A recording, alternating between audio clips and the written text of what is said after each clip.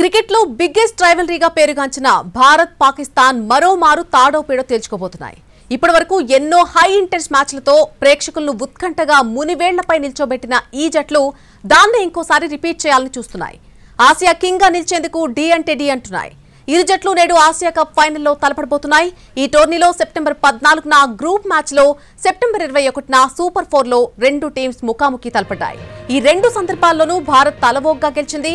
Super 4 లో పాకిస్తాన్, బంగ్లాదేశ్, శ్రీలంకతో ఆడిన టీమిండియా మూడింటా విజయ ఢంకా మోగించింది. గ్రూప్ స్టేజ్ లోనూ అన్ని మ్యాచ్ల్లో గెలిచింది. ఓటమి అనేది లేకుండా అజేయంగా ఫైనల్స్ కు దూసుకొచ్చింది సూర్యసేన. భారత్ పాకిస్తాన్ మ్యాచ్ అంటే చాలు క్రికెట్ లవర్స్ అంతా టీవీలు, మొబైల్స్ కు అతుకుపోతూ ఉంటారు. బరిలోకి దిగి ఇరు జట్లు కొదమసింహాల్లా కొట్లాడుతుంటే చూసి ఆస్వాదిస్తారు. అయితే కొద్ది కాలంలోనే అంతా మారిపోయింది. పాకిస్తాన్ జట్టు ఒకప్పటిలాగా బలంగా లేదు. నానాటికి దారుణ ప్రదర్శనతో నిరాశపరుస్తూ వచ్చింది. దీంతో ఈసారి ఆసియా కప్ లో ఇండో పాక్ మ్యాచ్లకు అంతగా హైప్ రాలేదు. కానీ అనూహ్యంగా పుంజుకున్న శత్రుదేశం ఒక్క భారత్ పై మ్యాచ్ లో తప్పితే మిగతా జట్లపై విజయాలు సాధిస్తూ ఫైనల్ కు చేరుకుంది. దీంతో ఆఖరి ఆటలో సంకుల సమరం తప్పదని, సూర్యసేనకు పాకిస్తాన్ టఫ్ ఫైట్ ఇస్తుందనే అభిప్రాయాలు కూడా వ్యక్తమవుతున్నాయి. పాకిస్తాన్ ను తక్కువ అంచనా వేస్తే అసలుకే మోసమని, జాగ్రత్తగా ఆడాలనే కామెంట్స్ కూడా వినిపిస్తున్నాయి. ఈ రెండు జట్లలోనూ ఒకప్పటిలాగా స్టార్లు లేరు. విరాట్ కోహ్లీ, రోహిత్ శర్మ స్థాయి ఆటగాళ్లు లేనప్పటికీ సూర్యకుమార్ నేతృత్వంలోని కుర్రాళ్లతో నిండినటువంటి భారత్ జట్టు దుర్భేద్యంగా ఉంది. బౌలింగ్, బ్యాటింగ్ లో తిరుగులేని బలంతో కనిపిస్తోంది. అటు పాకిస్తాన్ బలహీనంగా కనిపించినా ఆ జట్టును తక్కువగా అంచనా వేయడానికి వీల్లేదు. ఒక్కో మ్యాచ్ లో గెలుస్తూ ఫైనల్ వరకు చేరుకున్న దాయాది దేశం గ్రూప్, సూపర్ 4 లో భారత్ చేతుల్లో ఎదురైనటువంటి పరాభవాలను మర్చిపోలేకపోతోంది. ఆ మ్యాచ్ల్లో అయినటువంటి గాయాలు, అవమానానికి ఫైనల్లో ప్రతీకారం తీర్చుకోవాలని చూస్తోంది. కాబట్టి వారిని తక్కువగా అంచనా వేస్తే టీమిండియాకు అసలుకే మోసం వస్తుందని హెచ్చరిస్తున్నారు.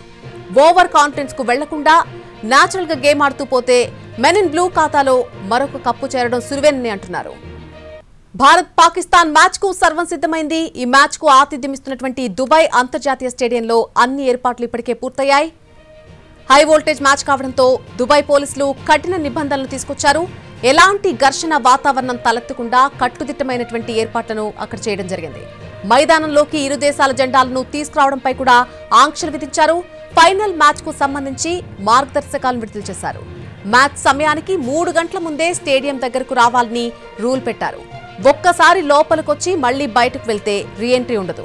స్టేడియంలోకి అడుగు పెట్టిన తర్వాత మ్యాచ్ పూర్తయ్యే వరకు అక్కడే ఉండాలి. మధ్యలో వెళ్లి వద్దామంటే కుదరదు. ప్రేక్షకులు వాహనాలను నిర్దేశిత ప్రదేశంలోనే పార్కింగ్ చేయాలి. ఇక దుబాయ్ స్టేడియంలోకి నిషేధిత వస్తువులను తీసుకురాకూడదు. ఇరు దేశాల అభిమానులు జెండాలు, బ్యానర్లు, ఫైర్ క్రాకర్స్ ను తెచ్చేందుకు అనుమతి ఇవ్వలేదు. సెల్ఫీ స్టిక్స్ కూడా వద్దని చెప్తున్నారు. అనుమతి లేకుండా ప్రొఫెషనల్ ఫోటోగ్రఫీ కూడా చేయకూడదు. ఆయుధాలు, రిమోట్ కంట్రోల్ పరికరాలను అనుమతించబోమని చెప్పారు మ్యాచ్ నిర్వాహకులు. పేలుడు పదార్థాలపై కఠినంగా ఆంక్షలు విధించారు. నిబంధనలు అతిక్రమించి తీసుకొస్తే ఫైన్ విధించడంతో పాటు 3 నెలల పాటు జైలుకు పంపే అవకాశం కూడా ఉందని చెబుతున్నారు. భద్రతకు విఘాతం కలిగించేలా ఎవరైనా ప్రవర్తిస్తే కనుక చట్టపరమైన చర్యలు తీసుకుంటారు.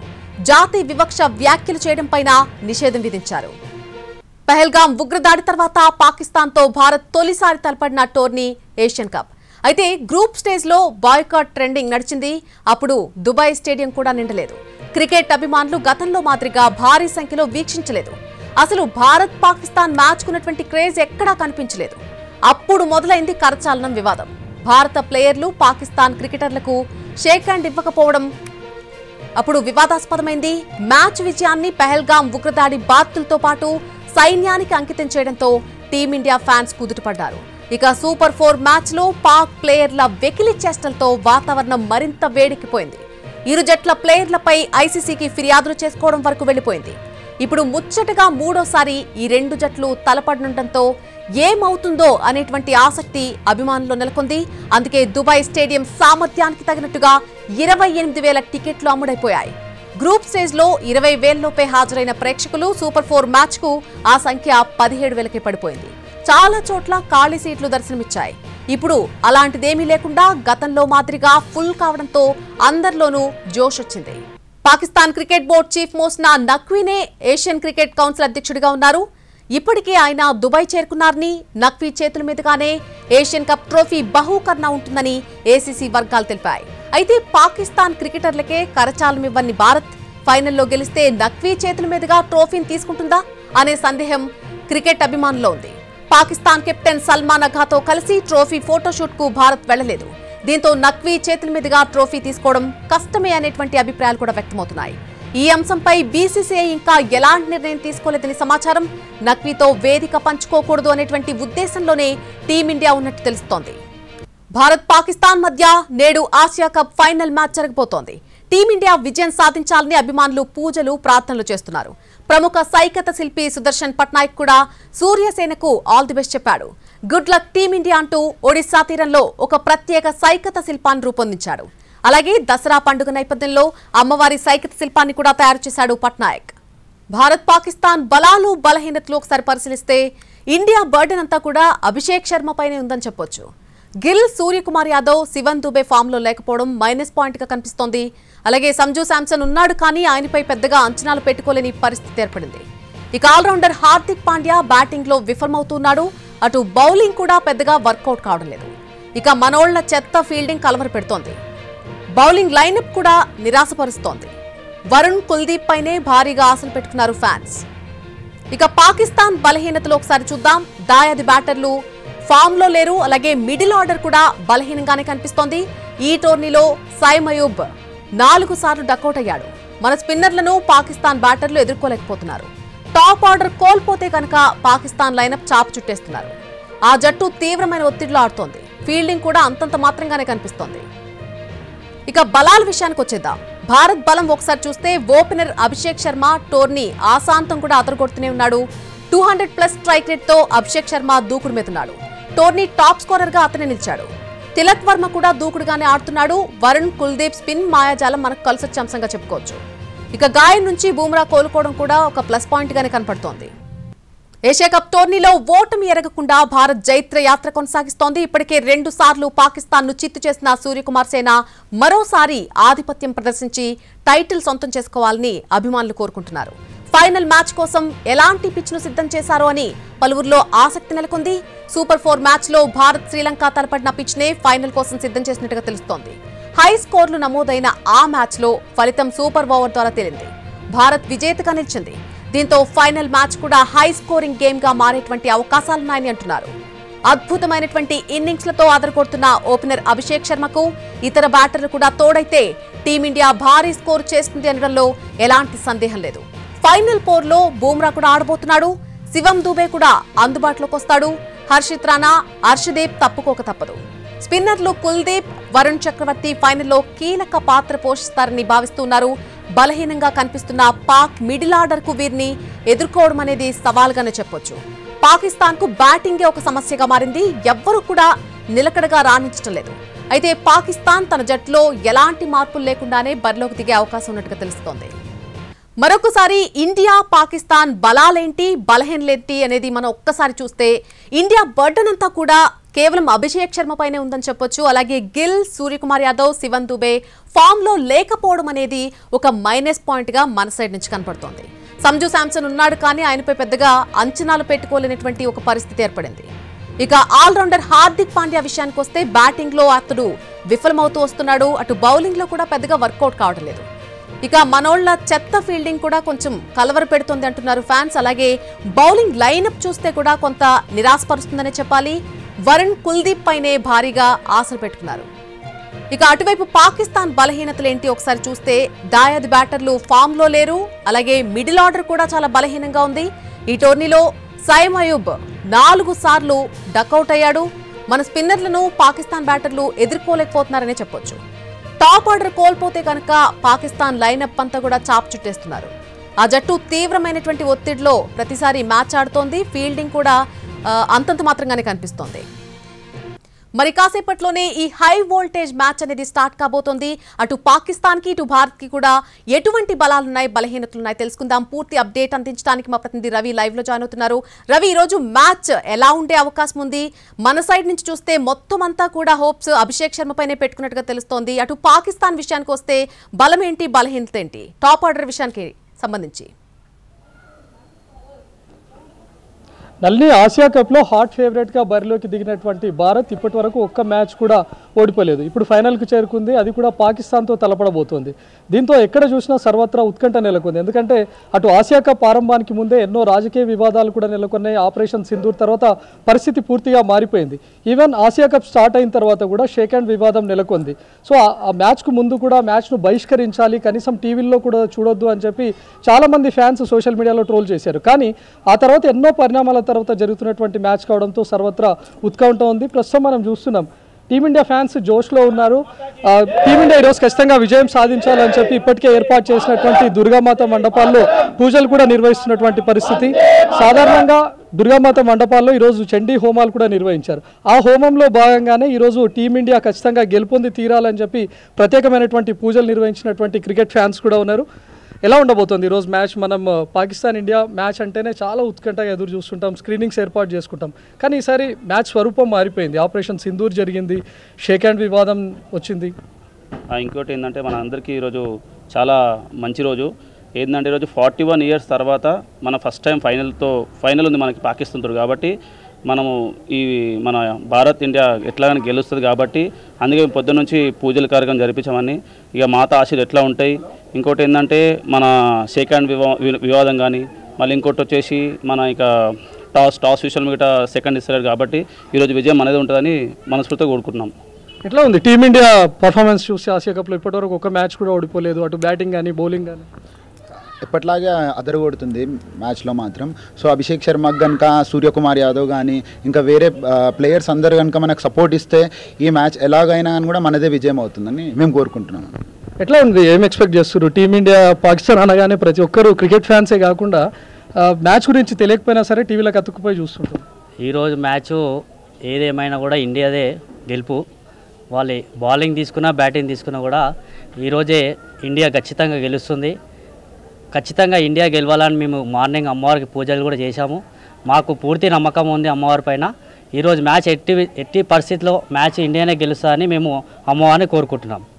సాధారణంగా ఇండియా పాకిస్తాన్ మ్యాచ్ అనగానే మనం చూస్తుంటాం దేశవ్యాప్తంగా చాలా చోట్ల పూజలు నిర్వహిస్తూ ఉంటారు. ప్రస్తుతం టీమిండియా ఫ్యాన్స్ జోష్ కూడా చూడవచ్చు. మనం ప్రతి ఒక్కరు ఈరోజు పూజలు నిర్వహించడం, టీమిండియా గెలవాలని చెప్పి ఆశించడం కూడా మనం చూస్తున్నాం. ఒకసారి మనం టీమిండియా బలాబలాలు కనుక చూసుకుంటే ఈవెన్ హాట్ ఫేవరెట్గా టీమిండియా బరిలోకి దిగింది. కానీ బ్యాటింగ్ లైనప్ చాలా స్ట్రాంగ్గా ఉన్నప్పటికీ బౌలింగ్లో మాత్రం వీక్గా ఉంది. ఈరోజు జరుగుతున్నటువంటి ఇండియా పాకిస్తాన్ మ్యాచ్ మొత్తాన్ని కూడా అటు బ్యాటింగ్ వర్సెస్ బౌలింగ్గానే చూడాలి. ఎందుకంటే టీమిండియా భారం అంతా కూడా బ్యాటింగ్ పైన పెట్టుకుంది, పాకిస్తాన్ తన భారం అంతా కూడా బౌలింగ్ పైన పెట్టుకుంది. పాకిస్తాన్ బలం అంతా బౌలింగ్గా ఉంది, భారత్ బలం అంతా కూడా బ్యాటింగ్గా ఉంది. కానీ బ్యాటింగ్లో కూడా కలవరపెట్టే అంశం ఏంటంటే కేవలం అభిషేక్ శర్మ మినహా ఎవరూ రాణించట్లేదు. ఇన్ కేస్ అభిషేక్ శర్మను కనుక ఈరోజు పాకిస్తాన్ టార్గెట్ చేసే అవకాశం ఉంది. అభిషేక్ శర్మ కనుక వెంటనే అవుట్ అయితే మిడిల్ ఆర్డర్లో కూడా చాలా తడబడుతున్నారు. సూర్యకుమార్ యాదవ్ ఇప్పటివరకు కూడా మంచి ఇన్నింగ్స్ ఆడలేదు. సో సూర్యకుమార్ యాదవ్ కనుక ఫెయిల్ అయితే ఇబ్బందికరమైనటువంటి అంశం. తిలక్ వర్మ మిడిల్ ఆర్డర్లో మాత్రమే రాణిస్తూ ఉన్నాడు. సో ఈరోజు ఖచ్చితంగా సూర్యకుమార్ యాదవ్ ఆడాల్సినటువంటి అవసరం ఉంది. హార్దిక్ పాండ్యా కూడా గాయం నుంచి కోలుకున్నాడని చెప్తున్నారు. హార్దిక్ పాండ్యా కూడా ఈరోజు ప్లేయింగ్ 11లో ఉండే అవకాశం ఉంది. సో హార్దిక్ పాండ్యా నుంచి మంచి బౌలింగ్ లైనప్ అయితే మనం ఎక్స్పెక్ట్ చేస్తున్నాం. కానీ ఇప్పటివరకు బ్యాట్తో రాణించలేదు. హార్దిక్ పాండ్యా కూడా క్లిక్ అవ్వాల్సినటువంటి అవసరం ఉంది. సో ఈరోజు జరుగుతున్న మ్యాచ్లో టాస్ కూడా చాలా కీలకంగా మారుతుంది. టాస్ ఎవరు గెలిచినా కూడా బౌలింగ్ తీసుకునే ఛాన్స్ ఉంది. ఇన్ కేస్ పాకిస్తాన్ కనుక తన బౌలింగ్ పైనే నమ్ముకుంది, అందులోనూ ముఖ్యంగా హరీష్ రావ్ అదేవిధంగా షాహిన్ షా అఫ్రిదీనే నమ్ముకున్నారు. కాబట్టి ఆ ఇద్దరు పేసర్లు కనుక బ్యాటర్లను టార్గెట్ చేస్తే, ముఖ్యంగా అభిషేక్ శర్మ అదేవిధంగా సూర్యకుమార్ యాదవ్, తిలక్ వర్మ వీళ్ళని కనుక టార్గెట్ చేస్తే మాత్రం బ్యాటింగ్ లైనప్ మనం తడబడే అవకాశం కూడా ఉంటుంది.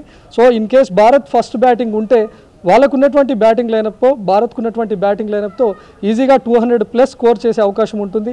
190+ చేసినా కూడా అది పాకిస్తాన్కి చాలా పెద్ద టార్గెట్. ఇక పాకిస్తాన్ బలహీనతలకు వస్తే ముఖ్యంగా బ్యాటింగ్ లైనప్లో తడబడుతూ ఉన్నారు. ఓపెనర్ సైమ్ కూడా చాలా ఇబ్బంది పడుతూ ఉన్నాడు. ఇప్పటికే 6 మ్యాచ్లు ఆడినా కూడా అందులో కేవలం 23 రన్స్ మాత్రమే చేశాడు. అందులో 4 సార్లు డకౌట్ అయ్యాడు సైమ్. కానీ సైమ్ మాత్రం బౌలింగ్తో అద్భుతంగా రాణిస్తున్నాడు. కీలకమైనటువంటి టైంలో వికెట్స్ కూడా తీయగలుగుతున్నాడు. కాబట్టి సైమ్ను టీంలో కంటిన్యూ చేస్తున్నారు. సో ఇన్ కేస్ పాకిస్తాన్లో ఓపెనర్లు కనుక మనం వెంటనే వికెట్స్ తీయగలిగితే మనకున్నటువంటి బౌలింగ్ లైనప్తో పూర్తి ఆధిపత్యం భారత్దే అవుతుంది. మన దగ్గర బౌలింగ్లో కూడా ఈరోజు అడిషనల్గా 2 యాడ్ అవుతూ ఉన్నారు. బూమ్రా, వరుణ్ చక్రవర్తి యాడ్ అయ్యే అవకాశం కూడా ఉంటుంది. బూమ్రా గాయం నుంచి కోలుకున్నాడు. ముఖ్యంగా దుబాయ్ ఇంటర్నేషనల్ స్టేడియం పూర్తిగా స్పిన్కు అనుకూలించే పిచ్ కాబట్టి వరుణ్ చక్రవర్తి, కుల్దీప్ వీళ్ళకు తోడుగా ఆల్రౌండర్ అక్షర్ పటేల్ కూడా ఉన్నాడు. అక్షర్ స్పిన్ కూడా మంచిగా పడుతుంది కాబట్టి అక్షర్ కూడా కీలకమైనటువంటి వికెట్లు తీసే అవకాశం ఉంది. సో అటు బ్యాటింగ్లో చాలా స్ట్రాంగ్గా ఉన్నటువంటి Bharat in case first batting కనుక తీసుకుంటే ఈజీగా 190+ స్కోర్ చేయాల్సినటువంటి అవసరం ఉంటుంది. ఇన్ కేస్ ఫస్ట్ బౌలింగ్ కనుక తీసుకుంటే పాకిస్తాన్ టాప్ ఆర్డర్ను వెంటనే కూల్చితే మిడిల్ ఆర్డర్లో పూర్తిగా తడబడుతున్నారు. అటు బ్యాటింగ్ లైనప్ కూడా లేదు కాబట్టి పాకిస్తాన్ను ఈజీగా 150 రన్స్కు కట్టడి చేసే అవకాశం కూడా భారత్ బౌలింగ్ లైనప్తో ఉంది. సో ఈరోజు అటు బౌలింగ్ కనుక తీసుకుంటే కుల్దీప్ అదేవిధంగా వరుణ్ చక్రవర్తి చాలా కీలకంగా మారుతారు. ఇన్ కేస్ బ్యాటింగ్ కనుక తీసుకుంటే అభిషేక్ శర్మ తన స్థాయిలో రాణించాలి. In case Abhishek Sharma fail అయినా కూడా ఓపెనర్గా వచ్చేటటువంటి శుభ్మన్ గిల్ కానీ, ఆ తర్వాత వచ్చే సూర్యకుమార్ యాదవ్, ఆ తర్వాత హార్దిక్ పాండ్యా, తిలక్ వర్మ, సంజు శాంసన్ వీళ్ళందరూ రాణిస్తే ఒక భారీ స్కోర్ చేసే అవకాశం ఉంటుంది. Right Ravi, thank you for the live update. అవి బలహీనతలకు సంబంధించి, బలాలకు సంబంధించి మనం చూస్తున్నాం. ఒకసారి మనం కూడా పరిశీలిస్తే ఇండియా బర్డెన్ మొత్తం కూడా మనం ఇందాక చెప్పుకున్నట్టు అభిషేక్ శర్మ పైనే ఉందని చెప్పొచ్చు. గిల్, సూర్యకుమార్ యాదవ్, శివం దుబే ఫామ్లో లేకపోవడం అనేది ఒక మైనస్ పాయింట్గా మన సైడ్ నుంచి కనపడుతోంది. సంజు శాంసన్ ఉన్నాడు కానీ ఆయనపై పెద్దగా అంచనాలు పెట్టుకోలేనటువంటి ఒక పరిస్థితి ఏర్పడింది. ఇక ఆల్రౌండర్ హార్దిక్ పాండ్యా విషయానికి వస్తే బ్యాటింగ్లో అతడు విఫలమవుతూ వస్తున్నాడు. అటు బౌలింగ్లో కూడా పెద్దగా వర్కౌట్ కావడం లేదు. మనోళ్ళ చెత్త ఫీల్డింగ్ గురించి కూడా చాలా కమెంట్స్ వినపడుతూ ఉన్నాయి. బౌలింగ్ లైనప్ కూడా కొంతవరకు నిరాశపరుస్తోంది. వరుణ్, కుల్దీప్ పైనే భారీగా ఫ్యాన్స్ అంతా కూడా ఆశలు పెట్టుకున్నటువంటి పరిస్థితి కనిపిస్తోంది. ఇక పాకిస్తాన్ బలహీనతలు మనం చెప్పుకున్నట్టుగా దాయాద్ బ్యాటర్లు పెద్దగా ఫామ్లో లేరు. అలాగే మిడిల్ ఆర్డర్ కూడా కొంచెం బలహీనంగానే ఉంది. ఈ టోర్నీలో సైమ్ అయూబ్ 4 సార్లు డక్అవుట్ అయ్యాడు. ఇది కూడా ఒక పెద్ద మైనస్ పాయింట్గా కనిపిస్తోంది వారి సైడ్ నుంచి. మన స్పిన్నర్లను పాకిస్తాన్ బ్యాటర్లు ఎదుర్కోలేకపోతున్నారు. ఇన్ కేసు ఒకవేళ టాప్ ఆర్డర్ కోల్పోతే గనక పాక్ లైనప్ అంతా కూడా చాప చుట్టేసేటువంటి పరిస్థితి కనిపిస్తోంది. ఆ జట్టు తీవ్రమైన ఒత్తిడిలో ఆడుతోంది ప్రతి మ్యాచ్ను కూడా. ఫీల్డింగ్ కూడా అంతంత మాత్రంగానే కనిపిస్తోంది.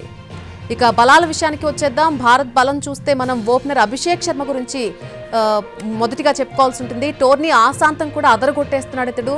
200+ స్ట్రైక్ రేట్తో అభిషేక్ శర్మ దూకుడు మీద కనిపిస్తున్నాడు. టోర్నీ టాప్ స్కోరర్గా అతనే నిలిచాడు. ఇక తిలక్ వర్మ కూడా దూకుడుగానే ఆడుతున్నాడు. వరుణ్, కుల్దీప్ స్పిన్ మాయాజాలం మనకు కలిసొచ్చే అంశంగా కనిపిస్తోంది. గాయం నుంచి బూమ్రా కోలుకోవడం కూడా ఒక ప్లస్ పాయింట్గా కనపడుతోంది.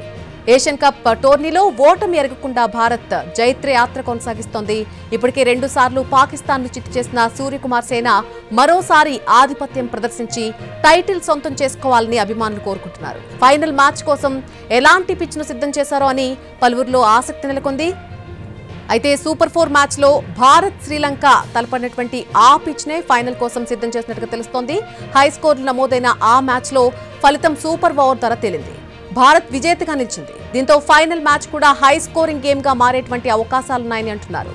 అద్భుతమైనటువంటి ఇన్నింగ్స్లతో అదరగొడుతున్న ఓపెనర్ అభిషేక్ శర్మకు ఇతర బ్యాటర్లు కూడా తోడైతే కనుక టీమిండియా భారీ స్కోర్ చేస్తుంది అనడంలో ఎలాంటి సందేహం లేదు. ఫైనల్ 4లో బూమ్రా ఆడబోతున్నాడు. శివం దుబే కూడా అందుబాటులోకి వస్తాడు. హర్షిత్ రాణా, హర్షదీప్ తప్పుకోక తప్పని పరిస్థితులు కనిపిస్తున్నాయి.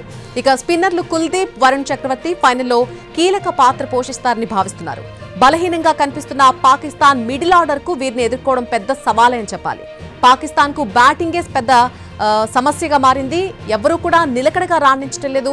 అయితే పాకిస్తాన్ తన జట్టులో ఎలాంటి మార్పులు లేకుండానే బరిలోకి దిగే అవకాశం ఉన్నట్టుగా తెలుస్తోంది.